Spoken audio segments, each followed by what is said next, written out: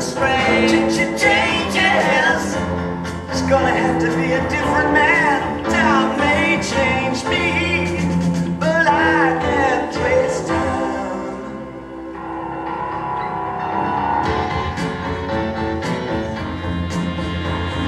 Good morning. Changes. Turn and face the strange. And those lyrics are every bit as appropriate today as they were when David Bowie wrote them back in 1971. The times are changing. We see it every single day, don't we? Man, change is all around us all the time, moving so fast. Change is happening every minute of every day. Do you know that right at this very moment, you are the oldest that you have ever been, and also the youngest that you will ever be? Now, if that doesn't startle you this morning, then maybe you aren't fully awake yet. Think about it. Did you imagine that 5, 10, or 20 years ago that your life would be what it is right now? Either good or for bad? I mean, what about the world that we live in? Did you imagine that the world would be this way 5, 10, 20 years ago? See, change is happening faster than we can follow it on our social media sources. In fact, there are more social media sources today than we even know to follow. That's true. Every app these days has its own app. I recently read an article that was talking about phrases that are no longer cool to say. As vernacular changes, as teenagers are changing, and if you're blessed enough to live in a house with teenagers, then you will understand how quickly terminology and phrases that maybe we knew, and maybe they even said a couple of days ago, are no longer cool or hip to say. And in fact, when companies in their marketing try to use these phrases that are out of date, it really backfires on them. It shows that whoever's running their marketing department has lost touch with the change and the reality of what's going on in our society. In May, Subway Canada ran a poll on Twitter, imploring Twitter users to vote on their favorite bread, or as they posted, pick your bread, bae. Okay? Now, this seems like a harmless poll. Italian, honey grain, we know Subway, we love the breads. Here's the problem. Here's the problem.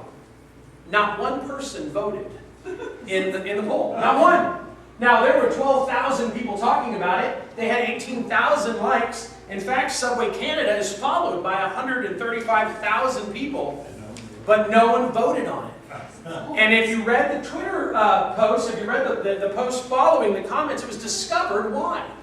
The fact that they used bae in the term, which was a slang for babe, has become overused, is now shunned by the ultra-hip crowd.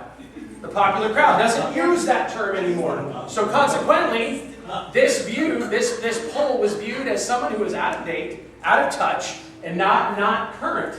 So not one person voted in the Subway poll.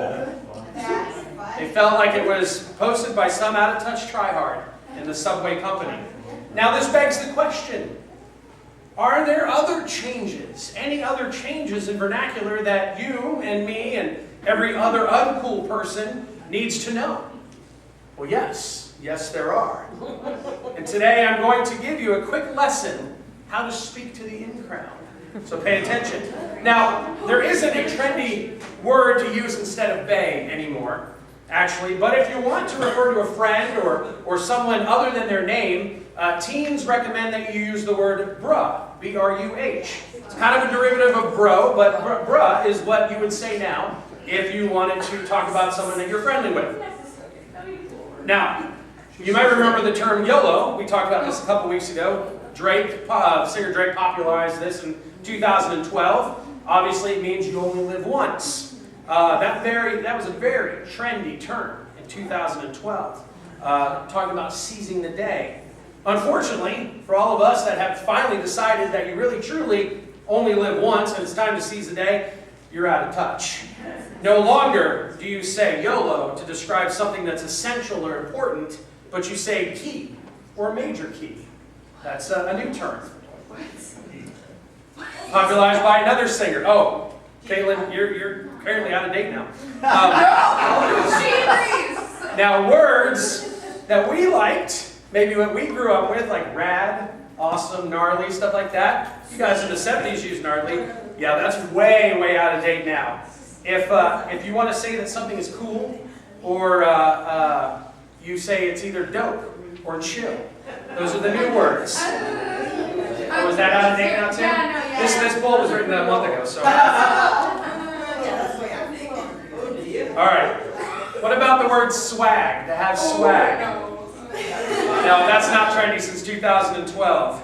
What do you say now instead? If you say something is cool, it's now lit, Yeah, right? Yes. We no longer have swag, it's just L-I-T, lit. Now, I'm hoping that this will help some of you. It does conclude our public service message for today. I hope that we have learned a couple of things this morning. The first is, kids today are crazy. But more importantly, change happens. In the summer of 1990, Binney and Smith, the makers of Crayola crayons, retired 8 colors from their 64 crayon box and replaced them with 8 brighter, bolder colors.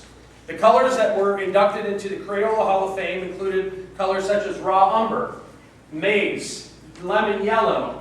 It had red orange or orange red, violet blue, blue gray, green blue, and orange yellow. Now new shades that they brought in were postmodern colors like cerulean, vivid tangerine, royal purple, teal blue, fuchsia, jungle green, dandelion, and even wild strawberry. Now, what do you think the reaction to this was? Well, by adults it was overwhelmingly objecting. There's things like Save the Raw Umber Society, and it gathered signatures. A Virginia woman started a national campaign to save lemon yellow. Raw Umber and Maize Preservation Society boasts the acronym RUMPS, Raw Umber Maize Preservation Society.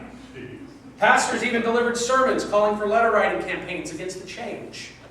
Now, amazingly, kids didn't seem bothered by this. One young boy simply wondered why the company just didn't make a box of 72 crayons instead of 64 so his parents wouldn't be so bent out of shape. Overall, it seemed that adults were much more concerned about the change than the children. It was as if the validity of treasured childhood memories depended upon these rainbow hues never changing. I think what Crayola discovered that day was that kids can adapt to change far better than we adults do. Why? Because our fears of adult life, of the decisions that we make, the roads we must follow or avoid, these things are scary. And in an ever-changing environment, we feel hopeless and helpless. How many times have you heard the phrase, or perhaps even spoken it yourself, "That's not how we used to do it"? All the time. Changes. Turn and face the strange. It is strange. What is so scary about change? Well, perhaps it's the unknown element. Perhaps it's the lack of control. Perhaps it's the fear of abandonment. Either way, that can be very scary, right? You know, there's one thing that we can count on. That change happens, and it usually happens quickly. Mark 4. On that day, when the evening came, he said to them, "Let's go to the other side." Leaving the crowd, they took him along with them in their boat, and just as he was, and the other boats were there with him. And there arose a fierce gale of wind, and the waves were breaking over the boat so much that the boat was already filling up. Where was Jesus? Jesus himself was in the stern, asleep on a cushion. And they woke him and said, "Teacher, do you not care that we are perishing?" Now that was some change right there, right? Think about it. The disciples and Jesus are ministering to a huge crowd. He's telling them parables about the kingdom of heaven. Oh, it's like a sower. It's like a mustard seed. Crowds are gathered, so much so that they took a boat out so they could hear everybody. He built this almost like natural amphitheater where they could hear him preach. And Jesus and the disciples are having a good time. People are listening. Crowds are gathering. It's always fun and exciting when people are into what's happening. Jesus says, "Hey, let's go to the other side." Before that, got some good feelings going on. This is a tent revival type feeling, right? Big crowds, good vibes, all the right feels. But Jesus said, let's go to the other side. So they set sail right into a death trap. Boy, they didn't see that one coming, did they? Changes. Turn and face the strange. Victor Hugo, famous for writing The Hunchback of Notre Dame, also wrote another story called 93.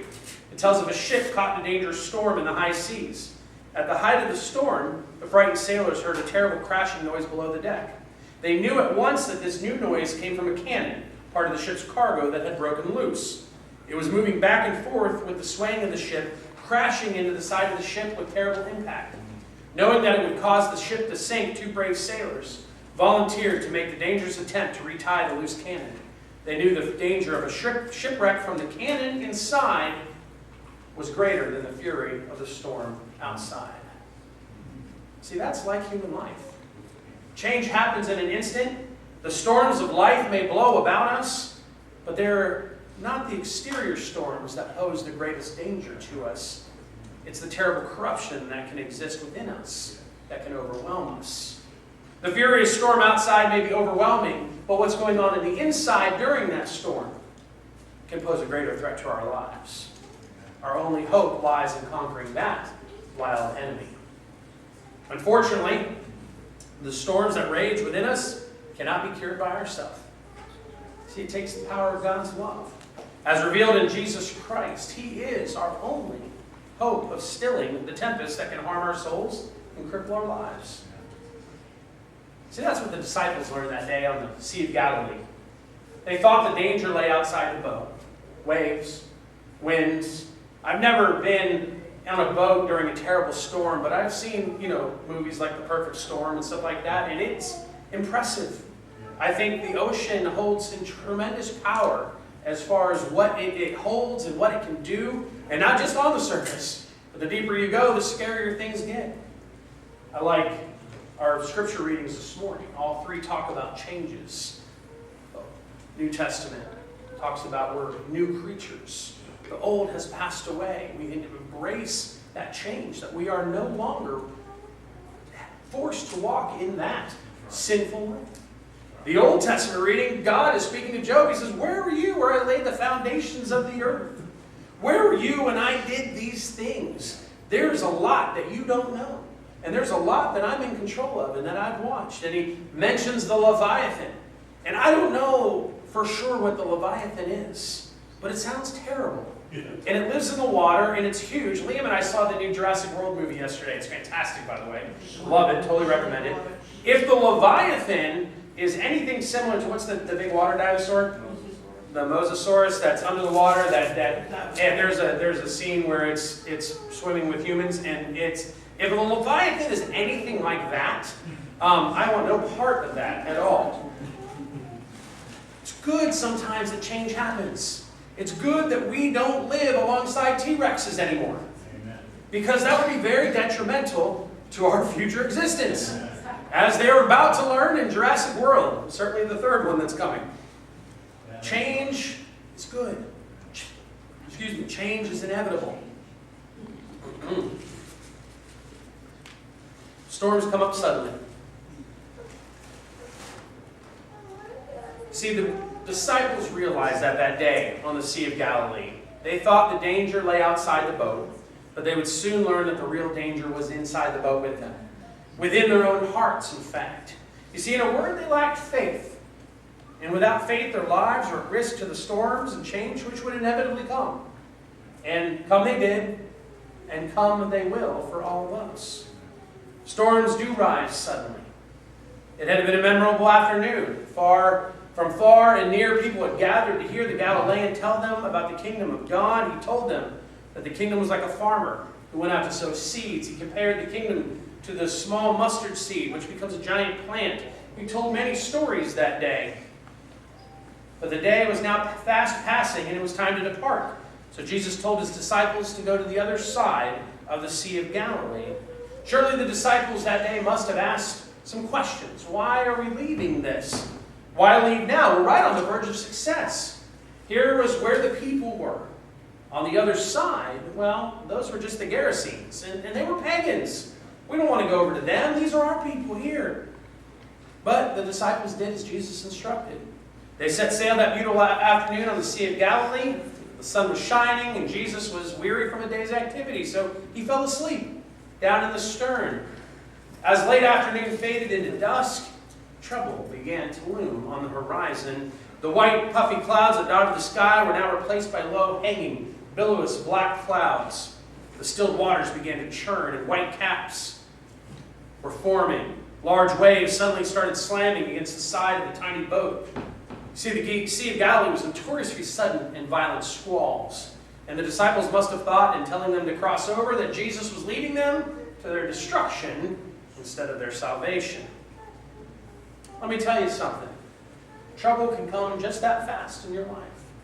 I know some of you have experienced that. And all of us will, at some point, experience that. Everything can be going beautifully. People can be congratulating you. Things can be going your way. And all of a sudden, the telephone can ring. And everything in your life can be turned upside down. Maybe medical tests come back, and all of a sudden you find yourself thrust into the middle of a storm. It doesn't take long for storms to arise. Now, amazingly, as this storm was taking place, where was Jesus? Sleeping. When John Wesley was coming to America, he found himself in the middle of a storm. He was frightened to death. He frantically ran across the ship seeking shelter. In the process, he came across a group of Moravians who were singing and calmly praying. No fear, no panic, not even among their children. Wesley could not believe this. And he asked the source of their strength, and they replied to him, "We have Jesus as our Savior." See, this is one of the turning points in John Wesley's young life that changed his direction, changed him to become the preacher that he was. See, storms do come up suddenly. The disciples experienced it, as did Wesley, as we all will. That is why when we go to the stern of the boat and find Jesus asleep, sometimes it makes us upset. He doesn't even know that the storm is raging. They couldn't believe it. What's he doing? How is he even sleeping in this? A, and B, why is he even sleeping in this? He doesn't hear the howl of the wind. He doesn't feel the waves crashing over the side of the boat. How's he even staying on the cushion and not rolling all over? The water splashing on his face. It doesn't disturb him. Or doesn't he care? Teacher, don't you care if we all drown? Doesn't God care what I'm going through right now? The sudden, furious storm outside may be overwhelming. But what is going on inside can pose a greater threat to our life. Who will calm the tempest? Who will say to the waves, "Quiet, be still"? See, storms come suddenly, and the sudden change can make you lose direction. Now, this is probably an obvious fact, but one that needs mention. Who are these guys on the boat, the disciples? Fishermen, right? Experienced fishermen. Do you think that of the thousands of times that they had fished the Sea of Galilee before, they had never encountered a storm? Hundreds, thousands of times. Why were they so afraid in this storm? Now, one possible answer is this storm was unlike any storm they'd ever experienced before. And that's possible, but not probable. I mean, they're fishermen. They're caught in storms, I'm sure, a lot. They knew how to deal with storms. See, what I think was this, that they are upset that Jesus wasn't pulling his weight. Yeah. The disciples find him asleep and they say, "Don't you care if we drowned?" In other words, are you just going to sit there? Are you going to get up and grab an oar and help us? You see, it's this moment that the unexpected happens. The change. Jesus gets up, but he doesn't grab an oar. He doesn't grab a bucket and start shoveling water out of the boat. Instead, he looks to the water, into the storms, and said, "Peace, be still." Now, the disciples were scared before. Now they become terrified. Look at the story. The disciples were certainly frightened by the ferocity of the storm, and they needed everyone to pitch in, but Jesus rebukes the storm, and they're stunned. They were looking for human help, human answers to a human situation. Well, what they got was divine authority. Yeah. They were looking for a hand. Instead, they got the hand of God. They were terrified. They asked each other, "Who is this that even the winds and the waves obey him?" Let me ask you this morning. Which would you fear more? The storm or the one who masters the storm? You see, it's right here that they start to lose direction. Jesus asks, "Why are you so afraid? Do you still have no faith?" Now listen to this. They don't know that day who it was who was riding the boat with them. They still didn't know. Do you still have no faith, Jesus says? Do you still not understand who I am? They were frightened during the storm, but after the storm they were terrified. Why? Because the guy in the boat was way scarier than the waves outside. Their real problem is not the storm outside, but the storm of doubt and unbelief inside. They realized all of a sudden, wow, who is this guy that the waves and the winds obey him? See, unfortunately, storms that rage within us cannot be cured by ourselves. It takes the power of God's love as revealed in Jesus Christ. He is our only hope of stilling the tempest of doubt that can harm our souls and cripple our lives. And that's what the disciples learned that day on the Sea of Galilee. They thought that real danger lay outside the boat, but they would soon learn that the real danger lay within their boat, within their own hearts, because they lacked faith. Where do you turn in the midst of the storm? It's an urgent question. It's a theological question. And I think the answer will depend upon where you place your ultimate loyalty. It was not the only time the disciples had to face that question. In the 6th chapter of John, we read where the crowds began to fall away from Jesus.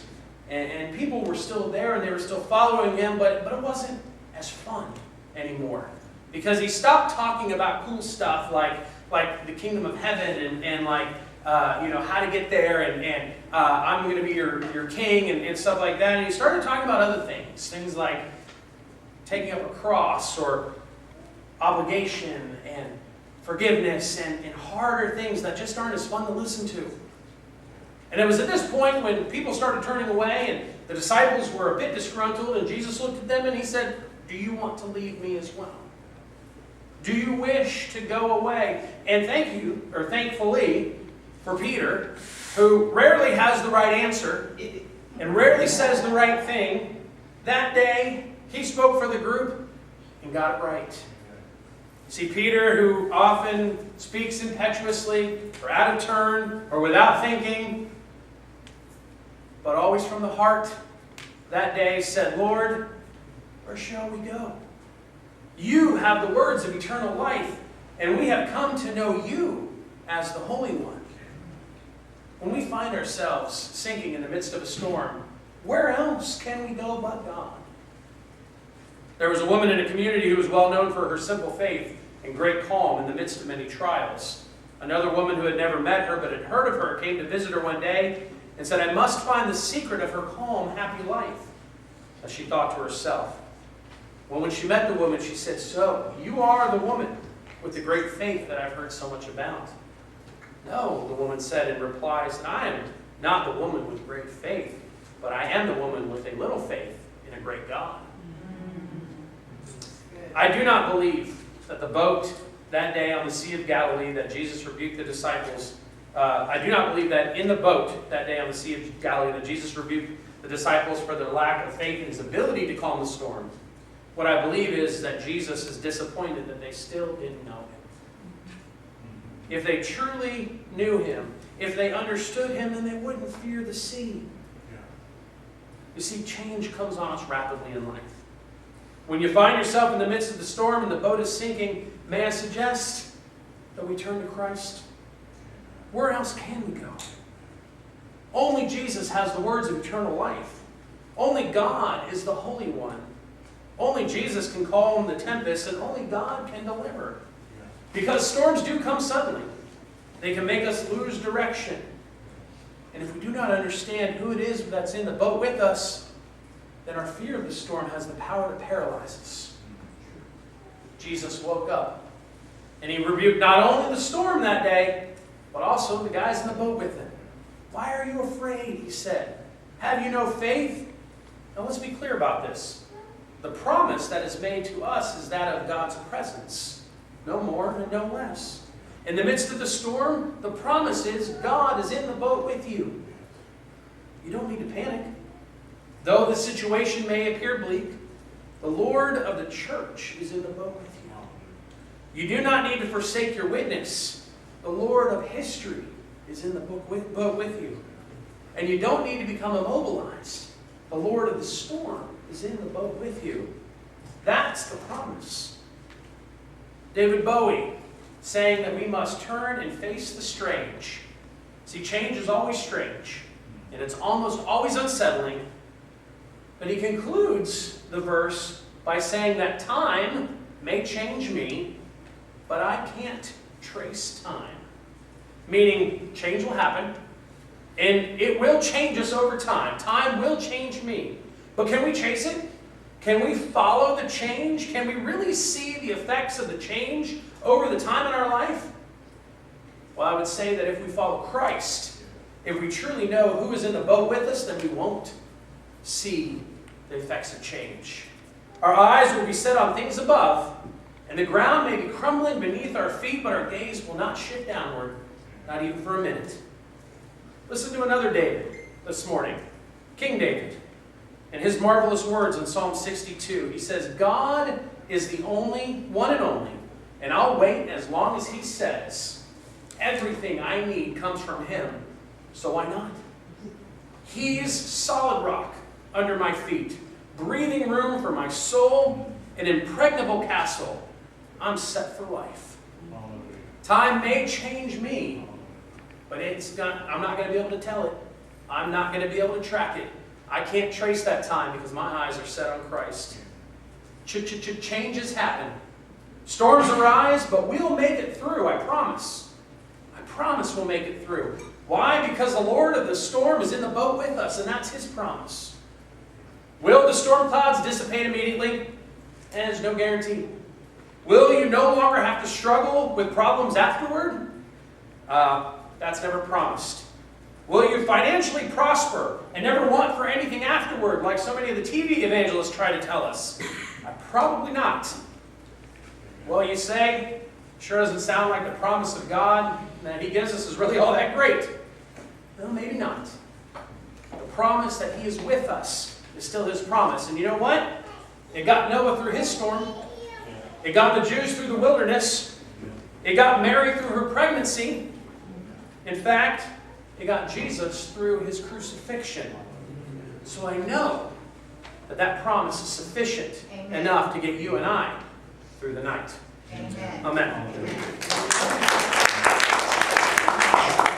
Let's ask the Lord to bless our offering this morning. As always, if you have any prayer needs, anything that may be going on in your life, please feel free to fill out a prayer request card or see one of the prayer team members following communion.